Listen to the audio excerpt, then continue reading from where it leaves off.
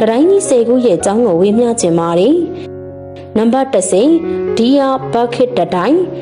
တူရကီနိုင်ငံအရှေ့တောင်ပိုင်းက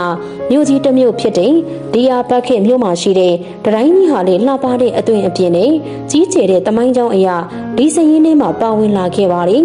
ဒီယာဘခစ်တတိုင်းဟာအတွင်းအပြင်နှစ်ပိုင်းတိဆောက်ထားတဲ့ခံတပ်တတိုင်းကြီးဖြစ်ပြီးအပြင်ဘက်ပိုင်းကိုတော့ခါရာဂျက်ဂိတ်မီးတောင်သေးမှမီးတင်ကြောက်တွေကိုယူဆောင်ပြီးတိဆောက်ထားပါတယ်အတွင်းဘက်ပိုင်းကိုတော့အုတ်တွေနဲ့တိဆောက်ထားပြီးများစွာသောအခန်းတွေကိုပါထည့်သွင်းတိဆောက်ထားပါတယ်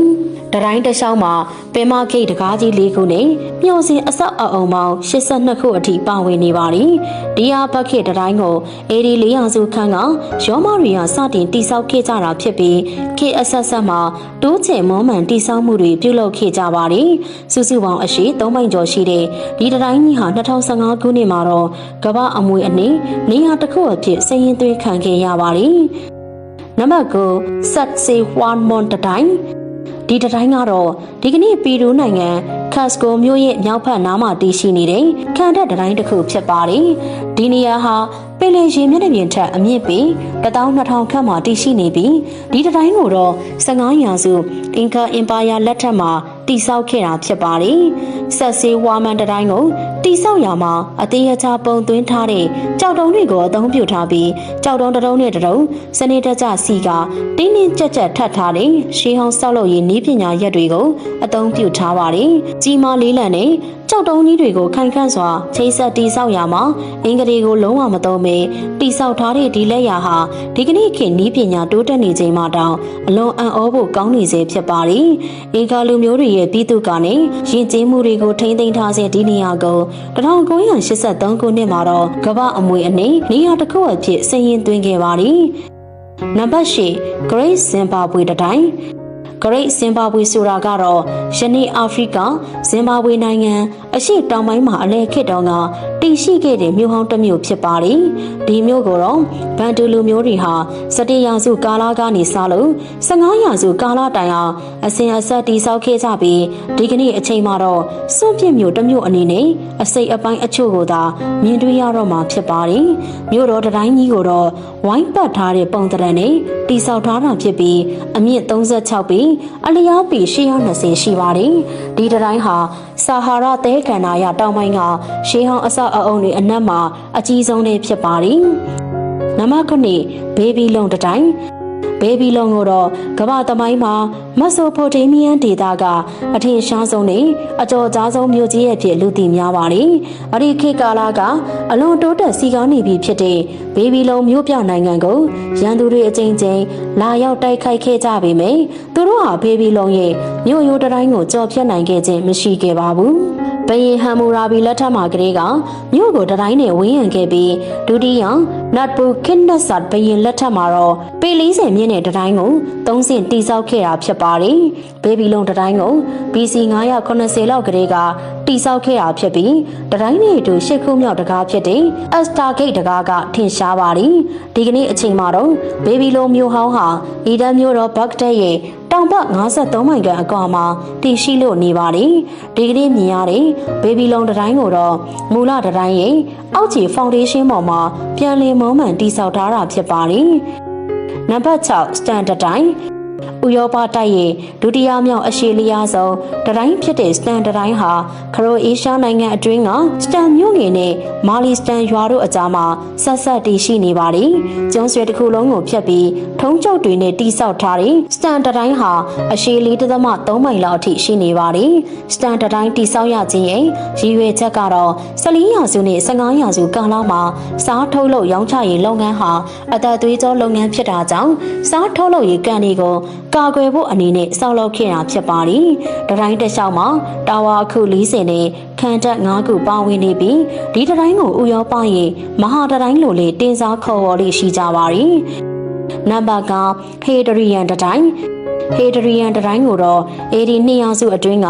တိ ဆောက်ခဲ့တာဖြစ်ပြီးအဲ့ဒီကာလကဗြိတိန်ဟာရောမတွေရဲ့ကိုလိုနီနေမြေအဖြစ်သာရှိသေးပြီးရောမဘရင်ဟေဒရီယန်ကထိန်းချုပ်ထားခဲ့တာဖြစ်ပါတယ်။ရောမတွေဟာဗြိတိန်မြောက်ပိုင်းယနေ့စကော့တလန်ကလူမျိုးစုတွေရဲ့ရန်ကိုကာကွယ်ဖို့အတွက်ဒီတတိုင်းကြီးကိုစောက်လုပ်ခဲ့တာဖြစ်ပါတယ်။ အာရစ်ပင်လယ်ကနေမြောက်ပင်လယ်အထိတောင်ရှည်လျားတဲ့ဒီတတိုင်းကြီးကိုထိုင်းမြေကန်တလျှောက်တိစောက်ခဲ့တာဖြစ်ပြီးအရှည်83မိုင်ရှိပါတယ်။ကြောက်တုံးတွေနဲ့အဓိကတိစောက်ခဲ့တဲ့ဒီတတိုင်းကြီးဟာဒီကနေ့အချိန်မှာတော့ဥရောပရဲ့အရှည်လျားဆုံးနဲ့အကျော်ကြားဆုံးသောတတိုင်းကြီးတစ်ခုဖြစ်လို့နေခဲ့ပါပြီ။နံပါတ်၄ Troy မြို့တတိုင်းနာမည်ကျော်ရှေးခေဂရိကဗျာဆရာကြီးဟိုးမရဲ့အီလီယက်အမည်ရှိတဲ့ကဗျာရှေးကြီးမှာပါဝင်နေတဲ့ Troy မြို့ဟာရခေကဒဏ္ဍာရီတဲကပျောက်ကွယ်သွားတဲ့မြို့လို့ယူဆခဲ့ပေမဲ့1860ခုနှစ်မှာတော့ Troy မြို့ကိုတူရကီနိုင်ငံကကမ်းရိုးတန်းဒေသတစ်ခုမှာရှာဖွေတွေ့ရှိခဲ့ပါတယ်။ Troy မြို့ဟောင်းနေရာကနေတွေ့ရှိတဲ့ဒီတတိုင်းကြီးကိုမြို့တော်ကာကွယ်ရေးအတွက်ရည်ရွယ်တည်ဆောက်ခဲ့တာဖြစ်ပြီးထရိုဂျန်စစ်ပွဲကာလ10နှစ်အတွင်းရန်သူတွေရဲ့တိုက်ခိုက်မှုတန်းကိုကြမ်းကြမ်းခိုင်ရင်ဆိုင်နိုင်ခဲ့ပါတယ်။ဂရိတွေဟာ Troy မြို့ရိုးတတိုင်းကိုလုံးဝကျော်လွန်တိုက်ခိုက်နိုင်ခြင်းမရှိပေမဲ့ပရိယေသုံးပြီးတစ်သားမြင်းရုပ်ကြီးတစ်ခုဖန်တီးကထရိုဂျန်စစ်ပွဲမှာအနိုင်ရရှိခဲ့ပါတယ်။ဒီဖြစ်ရပ်ဟာကမ္ဘာသမိုင်းမှာထင်ရှားတာကြောင့်ဒီဖြစ်စဉ်မှာပါဝင်နေခဲ့တဲ့ Troy မြို့တတိုင်းဟာလည်းကြော့ကြားခဲ့တာဖြစ်ပါတယ်။ဒီကနေ့မှာတော့ပြန်လည်တူးဖော်ထားတဲ့ Troy မြို့တတိုင်းရဲ့အပြတ်အစီအစိတ်အပိုင်းအချို့ကိုမြင်တွေ့နိုင်နေပြီဖြစ်ပါတယ်။နံပါတ်3အနောက်ဘက်တတိုင်းအစ္စရေးနိုင်ငံဂျေရုဆလင်မြို့အတွင်းမှာတည်ရှိတဲ့အနောက်ဘက်တတိုင်းဟာဂျူးလူမျိုးတွေရဲ့ထွန်းအမြတ်ထားရာနေရာတစ်ခုဖြစ်ပြီးတော့ငိုကြွေးခြင်းတတိုင်းလို့လည်းခေါ်ကြပါတယ်။ဒီတတိုင်းကို BC 19ဝန်းကျင်ကတိစောက်ခဲ့တာဖြစ်ပြီးတော့ဒုတိယဘုရားကျောင်းရဲ့အစိတ်အပိုင်းတစ်ခုအဖြစ်တိစောက်ခဲ့တာဖြစ်ပါတယ်။ဒီဘုရားကျောင်းကိုရောမတွေဖျက်ဆီးပစ်လိုက်ချိန်မှာတော့တတိုင်းတစ်ခုသာကျောင်းတော်ကြီးရဲ့အစိတ်အပိုင်းအဖြစ်မပြတ်စီပဲကျန်ရစ်ခဲ့တာလို့သိရပါတယ်။ဒီကနေ့အချိန်မှာတော့ဘုရားကျောင်းတောင်ကုန်းရဲ့အစိတ်အပိုင်းတစ်ခုဖြစ်နေတဲ့ဒီတတိုင်းကြီးရဲ့အရှိက1600တပေမြင့်ပြီးအမြင့်ကတော့62ပေဖြစ်ပါတယ်။နံပါတ်2 The Great Wall of China 1988ခုနှစ်ကကမ္ဘာအမွေနေ့အဖြစ်သတ်မှတ်ခြင်းကိုခံခဲ့ရတဲ့တရုတ်ပြည်ရဲ့မဟာတတိုင်းကြီးဟာခေတ်သစ်ကမ္ဘာအံပွဲခုမှလည်းတစ်ခုအပါအဝင်ဖြစ်ပါတယ်။ BC 600ရာစုမှာ AD 16ရာစုအတွင်းတရုတ်မင်းဆက်အဆက်ဆက်တို့လက်ထက်မှာတရုတ်အင်ပါယာရဲ့မြောက်ဘက်နေဆက်ကအမျိုးမျိုးသောရန်သူလူမျိုးစုတွေရဲ့တိုက်ခိုက်မှုကကာကွယ်ဖို့အတွက်တည်ဆောက်ခြင်းပြန်လည်မွမ်းမံခြင်းနဲ့ပြုပြင်ထိန်းသိမ်းခြင်းတို့ကိုပြုလုပ်ခဲ့ကြတာဖြစ်ပါတယ်။ရာစုနှစ်ပေါင်းများစွာခေတ်ဆက်ဆက်တည်ဆောက်ခဲ့ရတဲ့ဒီတတိုင်းကြီးတည်ဆောက်မှုမှာလူပေါင်းသိန်းနဲ့ချီပြီးအသက်ဆုံးရှုံးခဲ့ရတယ်လို့ဆိုကြပါတယ်။တတိုင်းတွေကိုခေတ်ဆက်ဆက်မှာအပိုင်းလိုက်တည်ဆောက်ခဲ့ကြရမှာအထင်ရှားဆုံးတရားအပိုင်းကတော့မင်းဆက်လက်ထက်1368 1644မှာတိဆောက်ခဲ့တဲ့အပိုင်းဖြစ်ပါတယ်။အချို့ကတော့တတိုင်းတစ်ခုတည်းတစ်ဆက်တည်းတိဆောက်ခဲ့ကြတာလို့ထင်မိမယ်။တကယ်တမ်းကတော့တတိုင်း19ခုလောက်အထိပါဝင်နေပြီးယနေ့အချိန်မှာအများစုကမရှိတော့ပါဘူး။ဒီတတိုင်းတွေအားလုံးပေါင်းလိုက်ရင်မဟာတတိုင်းကြီးရဲ့အရှိဟာမိုင်ပေါင်း1000ကျော်တောင်ရှိနေတာကြောင့်လူသားတွေတိဆောက်ခဲ့တဲ့အဆောက်အဦတွေထဲမှာအကြီးဆုံးအရှိလျားဆုံးအဖြစ်လေးမှတ်တမ်းဝင်ထားပါတယ်။နံပါတ်1ဘာလင်တတိုင်းဥရောပကနာမည်ကျော်ဘာလင်တတိုင်းကတော့ဒုတိယကမ္ဘာစစ်ကာလပြီးတဲ့နောက်မှာဖျို့ဖျဲဖြစ်နေတဲ့ဂျာမနီနိုင်ငံအပေါ်ဆိုဗီယက်တွေရဲ့ဖိနှိပ်သွေးခွဲမှုတစ်ခုအဖြစ်တည်ဆောက်ခဲ့တာဖြစ်ပါတယ်။ဒုတိယကမ္ဘာစစ်ပြီးတဲ့နောက်ဂျာမနီရဲ့နယ်မြေတွေကိုအမေရိကန်အင်္ဂလိပ်ပြင်သစ်နဲ့ဆိုဗီယက်တို့ကအပိုင်းလေးပိုင်းခွဲခြမ်းခဲ့ကြပါတယ်။ဆိုဗီယက်ကအရှေ့ဂျာမနီကိုထူထောင်ပြီးတော့ပြင်သစ်အမေရိကန်နဲ့အင်္ဂလိပ်တို့ကအနောက်ဂျာမနီကိုထူထောင်ပေးပြီးစစ်အေးတိုက်ပွဲကာလကိုစတင်ခဲ့ပါတယ်။အရှေ့ဂျာမနီနေသူတွေဟာအရှေ့ဂျာမနီအစိုးရက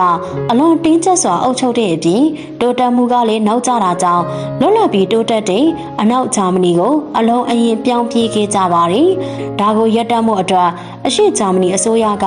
ဘာလင်တတိုင်းကို1962ခုနှစ်အောက်တိုဘာ23ရက်နေ့မှာစတင်တည်ဆောက်ခဲ့ပါတယ်။ဘာလင်တတိုင်းဟာ103မိုင်အရှည်ရှိပြီးအရှေ့ဂျာမနီနဲ့အနောက်ဂျာမနီကိုပိုင်းခြားထားပြီးနေရာအနှံ့မှာလျှက်စစ်တပ်လွှတ်ထားပြီးဝါယာကြိုးတွေကိုတပ်ဆင်ထားပါတယ်။ဘာလင်တတိုင်းကိုကျော်ဖြတ်ဖို့ကြိုးစားခဲ့ကြတဲ့ဂျာမန်လူမျိုးများစွာဟာလည်းရက်ဆက်စွာနှိမ်နင်းမှုကြောင့်အသက်ဆုံးရှုံးခဲ့ရပါတယ်။ဆိုဗီယက်ယူနီယံပြို ိုကွဲလာခြင်းနဲ့အတူ1989ခုနှစ်နိုဝင်ဘာ9ရက်နေ့မှာတော့တမိုင်းဝင်စန့်ကျင်ရေးအခမ်းအနားပြုလုပ်ပြီးဘာလင်တတိုင်းကိုအရှေ့ဂျာမနီစစ်တပ်နဲ့ပြည်သူလက်တွဲဖြိုချကဂျာမနီနိုင်ငံဟာပြန်လည်ပေါင်းစည်းနိုင်ခဲ့တာဖြစ်ပါတယ်။ဒီတစ်ခါဝေမျှခဲ့တာကတော့ကမ္ဘာကျော်တိုင်းကြီးစိတ်ကူးရဲ့အကြောင်းပဲဖြစ်ပါတယ်။